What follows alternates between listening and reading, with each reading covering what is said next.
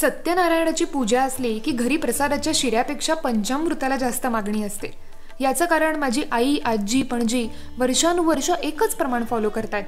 स्वयंपाकाची गडबड असली ना की हे काम आजी माझ्यावर सोपवायची, त्यामुळे ते प्रमाण मला अगदी तोंडपाठ आहे. तुमच्यापैकी बऱ्याच जणांनी कमेंट्समध्ये कळवलं की पंचामृताची अचूक रेसिपी सांगा. जुन्या ग्रंथांमध्ये बघितलं तर प्रमाणासकट तुम्हाला खूप वेगवेगळे रेफरन्सेस सापडतील. महानिर्वाण तंत्रात असं लिहिलंय की सगळ्या गोष्टी समभागात घ्यायच्या. काही ठिकाणी असं म्हटलंय की 10 पटीत घ्यायच्या. पण आमच्या घरी पिढ्यानपिढ्या चालत आलेलं प्रमाण तुम्हाला सांगते.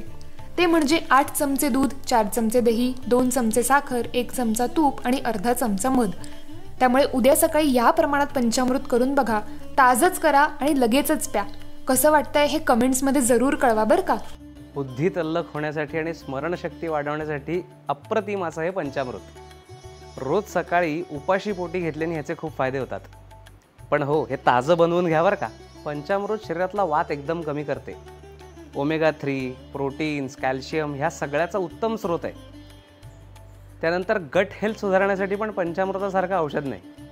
त्यामुळे रोज सकाळी नित्यनियमाने देवपूजेच्या वेळेस पंचामृताचा नैवेद्य दाखवून उद्यापासूनच पंचामृत घ्यायला सुरुवात करा.